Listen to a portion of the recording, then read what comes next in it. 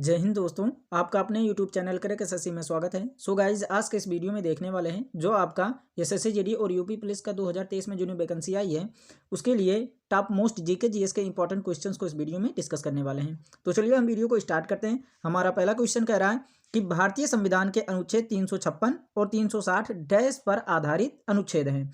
तो भारतीय संविधान के अनुच्छेद 356 और 360 जो है ये आपातकालीन प्रावधानों पर आधारित अनुच्छेद हैं। ऑप्शन सी हमारा करेक्ट आंसर हो जाएगा। ऑप्शन डी कह रहा है कि संविधान संशोधन। इस संविधान संशोधन के बारे में भी डिस्कस कर लेते हैं कि संविधान संशोधन की प्रक्रिया का वर्णन जो है ये संविधान के भाग 20 में किया गया है। किस में किया गया है? भाग 20 में किया गया है। और अनुच्छेद जो है ये 368 में किया गया है। इसको भी आप लोग जरूर ध्यान में रखिएगा कि संविधान संशोधन की जो प्रक्रिया का वर्णन है वो 300 अनुच्छेद जो है 368 में किया गया है। और भाग किस में? तो भाग 20 में किया गया है। इसको भी आप लोग जरूर ध्यान में रखिएगा। नेक्स्ट क्वेश्चन है कि राज्यसभा में राष्ट्रपति द्वारा मनोनीत किए जाने वाले डैश सदस्य होते हैं। तो राज्यसभा में राष्ट्रपति द्वारा मनोनीत किए जाने वाले जो सदस्य होते हैं वो 12 होते हैं। ऑप्शन सी हमारा करेक्ट आंसर हो जाएगा। इसके बारे में भी कुछ डिस्कस कर लेते हैं कि राज्यसभा में अधिक से अधिक जो होते हैं वो 250 सदस्य होते हैं। कितने सदस्य होते हैं राज्यसभा में? 250 सदस्य होते हैं, जिनमें से 12 सदस्य जो हैं वो राष्ट्रपति द्वारा मनोनीत किए जाते हैं। और 238 सदस्य जो बचते हैं ये जो होते हैं ये 238 सदस्य राज्यों के और संघ राज्य क्षेत्रों के प्रतिनिधि होते हैं। 238 सदस्य, तो इसको भी आप लोग जरूर ध्यान में रखिएगा। नेक्स्ट क्वेश्चन है playing it my way dash की आत्मकथा है। तो प्लेइंग इट माई वे जो है ये सचिन तेंदुलकर की आत्मकथा है। ऑप्शन सी हमारा करेक्ट आंसर हो जाएगा। नेक्स्ट क्वेश्चन है कि खिचड़ी एक फसल कटाई उत्सव है जिसमें अनुष्ठानिक स्नान किया जाता है। यह मुख्य रूप से डैश में मनाया जाता है। तो खिचड़ी जो है एक फसल कटाई उत्सव है जिसमें अनुष्ठानिक स्नान किया जाता है। यह मुख्य रूप से जो होता है ये उत्तर प्रदेश राज्य में मनाया जाता है। ऑप्शन बी हमारा करेक्ट आंसर हो जाएगा। नेक्स्ट क्वेश्चन है कि कुचिपुड़ी किस राज्य का शास्त्रीय नृत्य है। तो कुचिपुड़ी जो है ये आंध्र प्रदेश का शास्त्रीय नृत्य है। ऑप्शन सी हमारा करेक्ट आंसर हो जाएगा। साथ साथ में इसके बारे में भी जान लें कि केरल का शास्त्रीय नृत्य क्या होता है, तो कथकली होता है। और तमिलनाडु का शास्त्रीय नृत्य जो होता है वो भरतनाट्यम होता है। इसको भी आप लोग जरूर ध्यान में रखिएगा। नेक्स्ट क्वेश्चन है कि सुल्तान मोहम्मद गौरी ने सन डैश में पृथ्वीराज तृतीय को हराया था। तो सुल्तान मोहम्मद गौरी ने सन 1192 में पृथ्वीराज तृतीय को हराया था। ऑप्शन डी हमारा करेक्ट आंसर हो जाएगा। और सुल्तान मोहम्मद गौरी और जो पृथ्वीराज तृतीय के बीच में जो युद्ध हुआ था 1192 में, उसे हम तराइन के द्वितीय युद्ध के रूप में भी जानते हैं। इसको भी आप लोग जरूर ध्यान में रखिएगा। नेक्स्ट क्वेश्चन है कि एलिफेंटा की गुफाएं किस राज्य में स्थित हैं। तो एलिफेंटा की गुफाएं जो हैं ये महाराष्ट्र राज्य में स्थित हैं। ऑप्शन ए हमारा करेक्ट आंसर हो जाएगा। नेक्स्ट क्वेश्चन है कि शतरंज की विसात पर कितने सफेद वर्ग होते हैं। तो शतरंज की विसात पर जो होते हैं वो 32 जो होते हैं सफेद वर्ग होते हैं। ऑप्शन ए हमारा करेक्ट आंसर हो जाएगा। नेक्स्ट क्वेश्चन है निम्न में से कौन सा विटामिन जल में विलीय है। तो कौन सा विटामिन जो होता है वो जल में विलीय होता है। तो ऑप्शन बी हमारा करेक्ट आंसर हो जाएगा, विटामिन सी। विटामिन सी हमारा राइट आंसर हो जाएगा। नेक्स्ट क्वेश्चन है कि 1540 में कन्नौज के युद्ध में निम्नलिखित में से किसकी हार हुई थी। तो 1540 में जो कन्नौज का युद्ध हुआ था उसमें क्या हुआ था? हुमायूं की हार हुई थी। ऑप्शन बी हमारा करेक्ट आंसर हो जाएगा।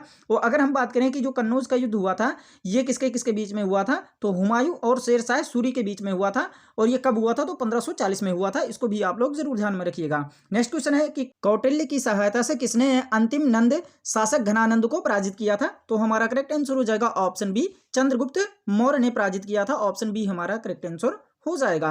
नेक्स्ट क्वेश्चन है कि 2011 की जनगणना के अनुसार भारत के किस राज्य की जनसंख्या सबसे कम है। तो भारत के किस राज्य की जनसंख्या सबसे कम है? तो सिक्किम की सबसे कम है। ऑप्शन सी हमारा करेक्ट आंसर हो जाएगा। और अगर हम बात करें कि 2011 की जनगणना के अनुसार भारत की सबसे ज्यादा जनसंख्या किस में राज्य में है, तो उत्तर प्रदेश में है। इसको भी आप लोग जरूर ध्यान में रखिएगा। नेक्स्ट क्वेश्चन है कि हौज-ए सुल्तानी का निर्माण डैश में करवाया था, है ना।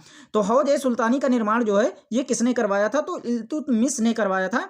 ऑप्शन सी हमारा करेक्ट आंसर हो जाएगा। नेक्स्ट क्वेश्चन है कि बस्तर दशहरा जो है भारत के डैश राज्य का एक प्रसिद्ध त्योहार है। तो बस्तर दशहरा जो है ये भारत के छत्तीसगढ़ राज्य का एक प्रसिद्ध त्योहार है। ऑप्शन बी हमारा करेक्ट आंसर हो जाएगा। नेक्स्ट क्वेश्चन है कि निम्नलिखित में से कौन एक सारंगी वादक हैं। तो सारंगी वादक जो है वो उस्ताद शुकूर खान है। ऑप्शन ए हमारा करेक्ट आंसर हो जाएगा। नेक्स्ट क्वेश्चन है कि सजीवों का शरीर सूक्ष्म इकाइयों से बनता है जो डैश कहलाती हैं। तो सजीवों का शरीर जो होता है सूक्ष्म इकाइयों से बनता है जो कोशिकाएं कहलाती हैं। ऑप्शन डी हमारा करेक्ट आंसर हो जाएगा। नेक्स्ट क्वेश्चन है कि वॉलीबॉल खेल 2 टीमों के बीच खेला जाता है जिसमें प्रत्येक टीम में डैश खिलाड़ी होते हैं। तो हमारा करेक्ट आंसर हो जाएगा ऑप्शन सी, 6 खिलाड़ी होते हैं वॉलीबॉल के प्रत्येक टीम में, है ना। ऑप्शन सी हमारा करेक्ट आंसर हो जाएगा। नेक्स्ट क्वेश्चन है कि पानीपत का तीसरा युद्ध डैश के बीच लड़ा गया था। तो पानीपत का जो तीसरा युद्ध हुआ था ये मराठा और अफगान के बीच में लड़ा गया था। ऑप्शन सी हमारा करेक्ट आंसर हो जाएगा। और ये किस सन में लड़ा गया था? तो 1761 में लड़ा गया था। इसको भी आप लोग जरूर ध्यान में रखिएगा। नेक्स्ट क्वेश्चन है कि भारतीय संविधान निम्नलिखित में से कौन सा अनुच्छेद ग्राम पंचायतों के संगठन से संबंधित है? तो अनुच्छेद क्या हो जाएगा? राइट आंसर अनुच्छेद 40, है ना। भारतीय संविधान का अनुच्छेद जो 40 है यह ग्राम पंचायतों के संगठन से संबंधित है। इसको जरूर ध्यान में रखिएगा। वो अगर हम बात करें अनुच्छेद 41 की, तो अनुच्छेद 41 जो है ये राज्य के नीति निदेशक तत्वों से संबंधित है। इसको भी आप लोग जरूर ध्यान में रखिएगा।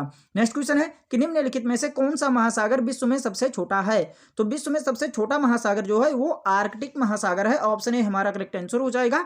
लेकिन बात करें कि विश्व का सबसे बड़ा महासागर कौन सा है, तो प्रशांत महासागर। ऑप्शन सी हमारा राइट आंसर हो जाएगा, है ना। लेकिन सबसे छोटा महासागर पूछा है तो ऑप्शन ए हमारा करेक्ट आंसर हो जाएगा। नेक्स्ट क्वेश्चन है कि दिल्ली में लाल किला किसने बनवाया था? तो दिल्ली का लाल किला जो है ये शाहजहां ने बनवाया था। ऑप्शन ए हमारा करेक्ट आंसर हो जाएगा।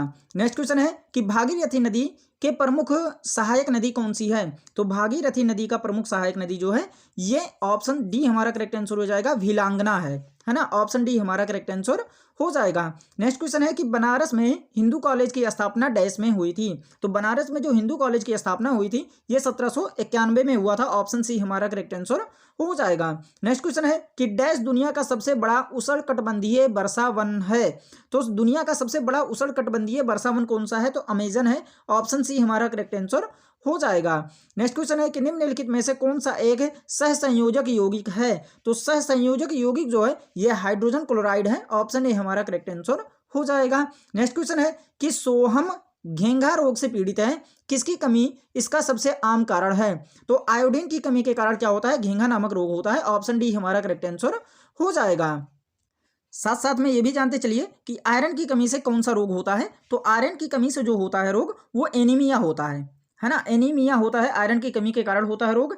और अगर हम बात करें प्रोटीन की कमी के कारण कौन सा रोग होता है, तो क्वाशियोरकर रोग जो होता है ये प्रोटीन की कमी के कारण होता है। ये भी आप लोग जरूर ध्यान में रखिएगा। नेक्स्ट क्वेश्चन है कि 2011 की जनगणना के अनुसार भारत में कुल साक्षरता दर लगभग कितना है? तो हमारा करेक्ट आंसर हो जाएगा ऑप्शन बी, 74% है ना। भारत में कुल साक्षरता दर जो है 2011 की जनगणना के अनुसार 74% है। ऑप्शन बी हमारा करेक्ट आंसर हो जाएगा। कौन सा त्योहार राक्षस राजा महिषासुर पर देवी दुर्गा की विजय का प्रतीक है? तो हमारा करेक्ट आंसर हो जाएगा कौन सा त्योहार? तो नवरात्रि। नवरात्रि ऑप्शन सी हमारा करेक्ट आंसर हो जाएगा। जन्माष्टमी के बारे में हम थोड़ा सा डिस्कस कर लेते हैं कि जन्माष्टमी जो होता है ये हिंदू परंपरा के अनुसार तब मनाई जाती है जब माना जाता है कि कृष्ण का जन्म मथुरा में भाद्रपद महीने के 8वें दिन की आधी रात को हुआ था। तो इससे पता चलता है कि जन्माष्टमी जो त्यौहार है ये कृष्ण के जन्म के रूप में मनाया जाता है। ऑप्शन ए हमारा करेक्ट आंसर हो जाएगा। इसको भी आप लोग जरूर ध्यान में रखिएगा। नेक्स्ट क्वेश्चन है कि निम्नलिखित में से कौन सी फसल खरीफ फसल का एक उदाहरण है? तो खरीफ फसल का एक उदाहरण कौन सा है? तो चावल है। ऑप्शन बी हमारा करेक्ट आंसर हो जाएगा। आप लोग कमेंट करके जरूर बताइएगा कि गेहूं जो होता है ये किस फसल का एक उदाहरण है? तो आप लोग ये कमेंट करके जरूर बताइएगा। नेक्स्ट क्वेश्चन है कि भारतीय संविधान का भाग 16 डैश से संबंधित है। तो भारतीय संविधान का जो भाग 16 है ये कुछ वर्गों से संबंधित विशेष प्रावधान से संबंधित है। तो ऑप्शन बी हमारा करेक्ट आंसर हो जाएगा। तो ये आपके 30 क्वेश्चन है जो आपके एग्जाम के लिए बहुत इंपॉर्टेंट है। अगर वीडियो पसंद आई होगी तो एक लाइक जरूर कीजिएगा और इस चैनल को सब्सक्राइब जरूर कर लीजिएगा, है ना। मिलते हैं नेक्स्ट वीडियो में, तब तक लेके take care and bye bye.